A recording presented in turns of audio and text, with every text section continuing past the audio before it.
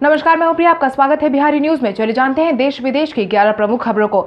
इस बार समय पर ही आएगा मॉनसून। कोविड-19 के माहौल के बीच भले ही आम नागरिक अस्त व्यस्त नजर आ रहे हैं, मगर पर्यावरण खुलकर सांस ले रहा है और यही कारण है कि इस बार का मॉनसून समय पर पहुंचने वाला है। मौसम विभाग की तरफ से जारी किए गए जानकारी के अनुसार दक्षिण पश्चिमी मॉनसून ने गोवा और दक्षिण एवं तृतीय महाराष्ट्र के हिस्सों में दस्तक दे दी है और इसके अगले 2-3 दिनों में इसकी ओर बढ़ने के आसार और ज्यादा बढ़ गए हैं। इतना ही नहीं, मौसम विभाग की रिपोर्ट के अनुसार पिछले 48 घंटे में महाराष्ट्र के कुछ हिस्से में बारिश होने का पूर्वानुमान जताया गया था। वहीं मौसम विभाग ने सप्ताह के अंत में झारखंड, बिहार में भी मानसून के शुरू होने की बात कही है। वहीं बीते दिन मानसून की वजह से मध्य महाराष्ट्र, मराठवाड़ा, कर्नाटक, रायलसीमा, आंध्र प्रदेश होते हुए ओडिशा और छत्तीसगढ़ की तरफ दक्षिणी हिस्से में बादल छा गए हैं। भारत में शुरू हुआ वंदे भारत का तीसरा चरण कोविड-19 की वजह से विश्व भर के ज्यादातर देशों में बंद का माहौल था, जिसके कारण वहां फंसे भारतीयों को वापस लाने के लिए भारत सरकार ने वंदे भारत मिशन की शुरुआत की थी, जिसके पहले और दूसरे चरण के सफलतापूर्वक पूरा होने के बाद अब तीसरे चरण की शुरुआत हो गई है, जिसके परिणाम स्वरूप जहां पहले और दूसरे चरण में 1,65,000 से अधिक भारतीय स्वदेशी लौट कर आए थे, वहीं दूसरी तरफ तीसरे चरण की शुरुआत करते हुए भारत सरकार पहले यूरोप और अमेरिका, कनाडा में फंसे भारतीयों को वापस अपने देश लाने की तैयारी कर रही है, जिसके तहत विदेश मंत्रालय के प्रवक्ता अनुराग श्रीवास्तव ने साफ तौर पर कहा है कि तीसरा चरण 2 जुलाई तक चलेगा। इस दौरान 432 उड़ानों में 43 देशों से भारतीयों को वापस लाने की बात कही गई है। पटरी पर दौड़ती दिखी डबल कंटेनर ट्रेन। कोविड-19 के माहौल के बीच भारतीय रेलवे ने बीते दिन बड़ी सफलता हासिल की है, जिसके तहत पश्चिमी रेलवे के क्षेत्र में ओवरहेड इक्विपमेंट को चालू किया गया है। चालू की गई इस ओवरहेड इक्विपमेंट की ऊंचाई 7.57 मीटर है, जिसकी जानकारी रेल मंत्री पीयूष गोयल की तरफ से ट्वीट करके जारी की गई है। वहीं भारतीय रेलवे की इस उपलब्धि के बारे में उन्होंने बताया है कि एक वीडियो भी शेयर किया है। साथ ही उन्होंने कहा है कि रेलवे ने पहली बार ओवरहेड इक्विपमेंट को स्टेशन के बीच डबल स्ट्रक कंटेनर ट्रेन का सफलतापूर्वक परिचालन कर नया मानदंड विकसित कर दिया है। वहीं दूसरी तरफ भारतीय रेल के मुताबिक इस उपलब्धि से ग्रीन इंडिया के महत्वाकांक्षी मिशन को भी बढ़ावा मिला है। डबल ट्रक कंटेनर ट्रेन का परिचालन गुजरात में 10 जून को किया गया है। खबरों की माने तो रेलवे को माल ढुलाई में काफी ज्यादा इससे मदद मिलेगी और एक बार में दोगुनी क्षमता से एक जगह से दूसरी जगह सामानों की आवाजाही भी सुनिश्चित की जा सकेगी।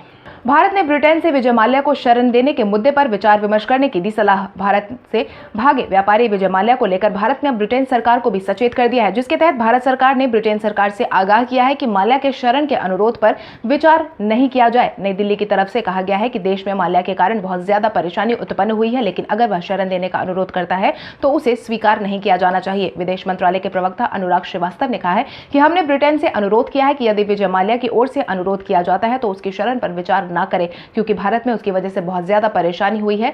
वहीं भारत माल्या के जल्द से जल्द प्रत्यर्पण के लिए लगातार यूके के संपर्क में है। आपको बता दें, विजय माल्या ने अपने प्रत्यर्पण से संबंधित याचिका ब्रिटेन के उच्चतम न्यायालय में दायर की है, जिसमें कोर्ट ने खारिज कर दिया था। वहीं ब्रिटेन के गृह सचिव का यह कहना है कि वह जितनी जल्दी प्रत्यर्पण की प्रक्रिया को आगे बढ़ाती है, उसे जल्दी काम करना चाहिए।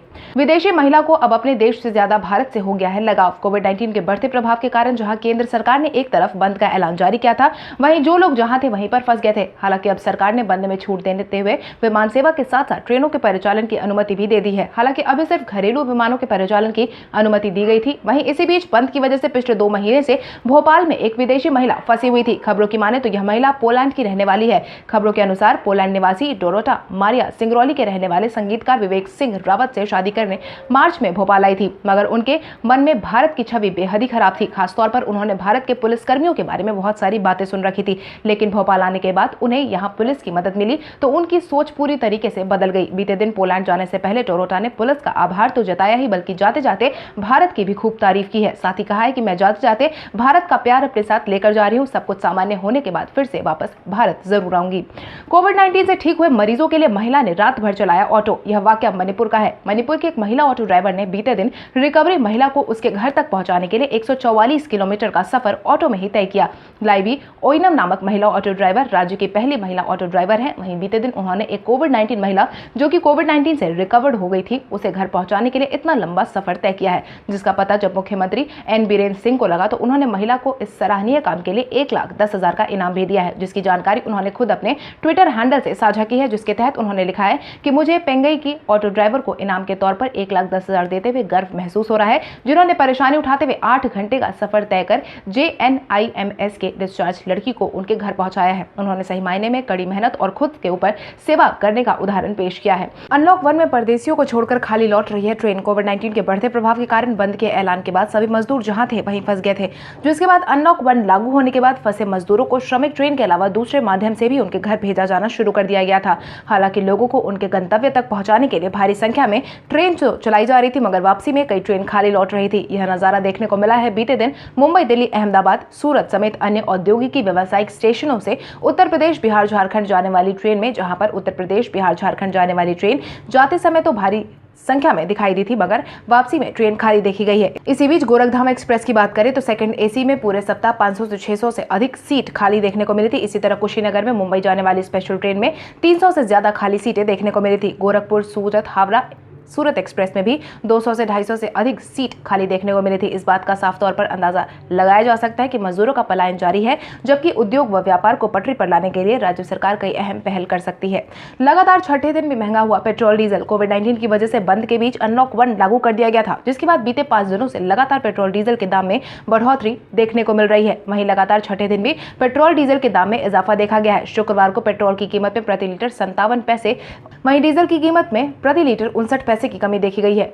6 दिनों में पेट्रोल की कीमत में 3 देशों में 3.31 और डीजल की कीमत में 3.42 रुपए तक बढ़ोतरी देखने को मिली है, जिसके परिणाम स्वरूप राजधानी दिल्ली में पेट्रोल की कीमत में 0.57 रुपए की बढ़ोतरी के साथ 74.57 रुपए प्रति लीटर पेट्रोल मिल रहा है। वहीं डीजल 72.81 रुपए प्रति लीटर मिल रहा है। खबरों की माने तो अंतर्राष्ट्रीय बाजार में कच्चे तेल की कीमत 2 दशक के निचले स्तर पर चली गई है। ऐसी स्थिति का लाभ उठाने के लिए सरकार ने यह फैसला सुनाया है। कोविड-19 मरीजों के लिए रेलवे कोच के 80,000 बेड अब भी पड़े हैं खाली। दिल्ली में कोविड-19 के मामले लगातार तेजी से बढ़ते जा रहे हैं। अस्पताल में बेड की किल्लत पर राजनीति भी शुरू हो गई है। वहीं रेलवे द्वारा 5,231 कोचों में कोविड-19 मरीजों के लिए बनाया गया 80,022 कोच पूरी तरीके से खाली जा रहा है, लेकिन हकीकत में फिलहाल ये सभी कोच शो पीस में बने हुए हैं। रेलवे का कहना है कि हम कुछ देंगे, सब कुछ देंगे, पानी देंगे और बिजली भी देंगे, लेकिन ये सब तभी मिलेगा जब सरकार अपनी तरफ से स्टाफ के लिए कोई नई योजना बनाएगी। रेलवे ने 10 कोच शगुर बस्ती में लगाए हैं, वहीं 60 कोच तेलंगाना को दिए हैं, यानी कि 5,231 में से सिर्फ 70 कोच दिए गए हैं। इसके अलावा उत्तर प्रदेश में भी 5 स्टेशनों पर यह कोच आरक्षित रखे गए हैं, बाकी वैसे के वैसे ही खड़े हैं। रेलवे में सैकड़ों इंजीनियरों की मदद से तैयार किए गए कोच यूं ही बेकार खड़े हैं। सबसे ज्यादा परेशानी वाली बात यह है कि वर्तमान समय में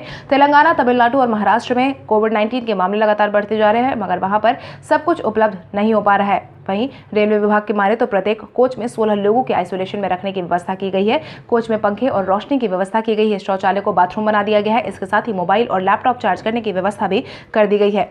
NIRF रैंकिंग में दिल्ली के शिक्षण संस्थानों को मिली जगह। राजधानी दिल्ली के शिक्षण संस्थानों को NIRF की रैंकिंग में जगह मिली है, जिसकी जानकारी केंद्रीय मानव संसाधन विकास मंत्रालय की तरफ से नेशनल इंस्टीट्यूशनल फ्रेमवर्क रैंकिंग की सूची जारी कर दी गई है, जिसमें दिल्ली के शिक्षण संस्थानों ने अच्छा स्थान प्राप्त किया है। भारतीय प्रौद्योगिकी संस्थान के अनुसार दिल्ली के सभी शिक्षण संस्थानों की श्रेणी में 3रा स्थान और इंजीनियरिंग संस्थानों की श्रेणी में 2रा स्थान बरकरार रखा है। वहीं जवाहरलाल नेहरू विश्वविद्यालय ने विश्वविद्यालयों की श्रेणी में भी अपना 2रा स्थान बरकरार रखा है। वहीं इस साल दिल्ली विश्वविद्यालय और जामिया मिलिया इस्लामिया के शिक्षकों व छात्रों के लिए खुशखबरी है। इस बार जारी की गई रिपोर्ट में विश्वविद्यालयों की श्रेणी में इस साल JNU को 2री रैंक मिली है, तो वहीं जामिया को 10वां स्थान प्राप्त हुआ है। वहीं DU 11वें स्थान पर है। तो इसके साथ ही JNU ने पिछले 4 वर्षों में MHRD की NIRF रैंकिंग में विश्वविद्यालय की श्रेणी में सर्वश्रेष्ठ केंद्रीय विश्वविद्यालय की जगह बनाने में कामयाबी प्राप्त की है। भारत चीन के रिश्ते में आई दरार। कोविड-19 के बढ़ते माहौल के बीच भारत और चीन के रिश्ते अब बिगड़ते जा रहे हैं। पिछले वित्त वर्ष के मुकाबले दोनों देश का व्यापार काफी ज्यादा बदल गया है। वित्त वर्ष 2019 में भारत का मुख्य भूमि चीन और हांगकांग के साथ व्यापार 7% घटकर $109.76 रह गया। वहीं पिछले साल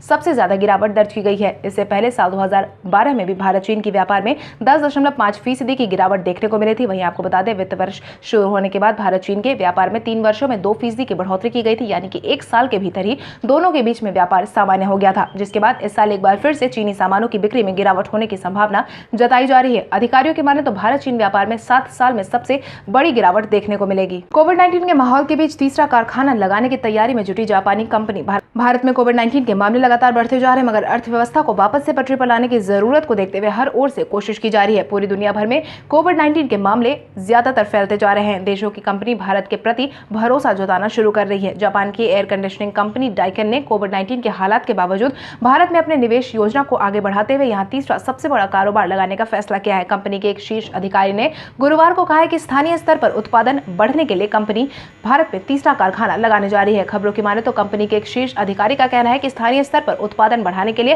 कंपनी भारत में तीसरा मैन्युफैक्चरिंग प्लांट लगाने की योजना पर काम कर रही है, जिसकी घोषणा कंपनी मैन्युफैक्चरिंग प्लांट दक्षिण भारत में लगाने के बाद करेगी। इस प्लांट की मदद से नया संयंत्र भारतीय बाजार के अलावा अन्य बाजार की जरूरत भी पूरी होगी। बीसीसीआई अध्यक्ष सौरभ गांगुली ने आईपीएल के आयोजन को लेकर दिए संकेत। बीसीसीआई अध्यक्ष सौरभ गांगुली ने आईपीएल का आयोजन को लेकर अहम संकेत दिए हैं, जिसके तहत उन्होंने कहा कि आईपीएल का आयोजन इस साल के अंत तक करवाया जा सकता है। पिछले 3 महीने में पहली बार सौरभ गांगुली के बयान से एक सकारात्मक परिणाम नजर आया है। मीडिया हाउस को दिए गए एक इंटरव्यू में उन्होंने कहा कि बीसीसीआई आईपीएल के सभी स्टेक होल्डर से बातचीत कर रही है। आईपीएल के होल्डर्स के सभी फ्रेंचाइजीज, टेलीकास्ट राइट्स होल्डर्स और स्पॉन्सर्स प्रमुख हैं। उन्होंने यह भी बताया कि अगर बंद स्टेडियम में आईपीएल मैचों का आयोजन कराना पड़ा तो उसे भी परहेज नहीं किया जाएगा, जिससे कि एक बार फिर से आईपीएल के आयोजन की उम्मीद जाग गई है। आपकी जानकारी के लिए आपको बता दें, आईपीएल का आयोजन मार्च के आखिरी सप्ताह में शुरू होने वाला था, लेकिन कोविड-19 के बढ़ते संक्रमण को देखते हुए इसे काफी लंबे समय के लिए स्थगित कर दिया गया था। वहीं इसी बीच तमाम देशों के खिलाड़ी ने भी आईपीएल के आयोजन को लेकर अपनी सकारात्मक प्रतिक्रिया दिखाई है। 35 साल के सुनील छेत्री ने अपने संन्यास से संबंधित किया खुलासा। भारतीय फुटबॉल टीम के कप्तान सुनील छेत्री ने अगले 3-4 साल और खेलने के संकेत देते हुए साफ तौर पर संन्यास के अटकलों से इनकार कर दिया है। उन्होंने फेसबुक पेज पर लाइव चैट के दौरान कहा कि मैं नहीं बता सकता कि कब तक खेलूंगा, लेकिन अपने खेल का पूरा मजा ले रहा हूं और अभी कहीं नहीं जा रहा। मैंने अपनी पत्नी से भी कुछ दिनों पहले इस मुद्दे पर बातचीत की थी, जहां मैंने उन्हें कहा था कि मैं काफी फिट महसूस कर रहा हूं। आपकी जानकारी के लिए आपको बता दें, सुनील छेत्री पिछले 15 साल से फुटबॉल खेल रहे हैं और अब तक सबसे ज्यादा अंतर्राष्ट्रीय मैच और गोल का राष्ट्रीय रिकॉर्ड भी अपने नाम कर चुके हैं। पुर्तगाल के क्रिस्टियानो रोनाल्डो के बाद उन्हें सबसे ज्यादा अंतर्राष्ट्रीय गोल दर्ज किए हैं। इतना ही नहीं, वह मेसी से भी आगे निकल चुके हैं। साहो के डायरेक्टर सुजीत की हुई सगाई। साहो फिल्म के डायरेक्टर सुजीत की सगाई हो गई है, जिसकी तस्वीर सोशल मीडिया पर काफी तेजी से ट्रेंड कर रही है। उन्होंने डेंटिस्ट प्रवालिका से 10 जून को हैदराबाद में सगाई की है। इस मौके पर कोविड-19 की वजह से सिर्फ करीबी लोग मौजूद दिखाई दिए हैं। हालांकि सगाई की चर्चा में आने के बाद लगातार सुजीत और प्रवालिका सुर्खियों में बने हुए हैं। आपको बता दें, दोनों ने अपनी सगाई पारंपरिक परिधान के साथ की है। वहीं सोशल मीडिया पर तेजी से फैल रही तस्वीरों में सुजीत सफेद रंग की शेरवानी पहने हुए हैं, तो वहीं प्रवालिका हरे और जामुनी रंग की साड़ी में दिखाई दे रही है। वहीं सगाई की फोटो से मीडिया के दौरान उन्होंने साफ कहा है कि केंद्र सरकार की तरफ से जारी किए गए गाइडलाइन के तहत ही इस सगाई का आयोजन करवाया गया था। तो चलिए बढ़ते आज के सवाल की ओर। आज का सवाल कुछ इस प्रकार है, आपके अनुसार कोविड-19 के लगातार बढ़ते मामलों को देखते हुए क्या लॉकडाउन को फिर से लागू करना चाहिए या नहीं? अपने जवाब हमें कमेंट करके जरूर बताएं। इसके साथ ही आज के लिए बस इतना ही। देश विदेश की तमाम बड़ी खबरों से जुड़े रहने के लिए हमारे YouTube चैनल को सब्सक्राइब करें और बेल आइकन दबाना ना भूलें। धन्यवाद।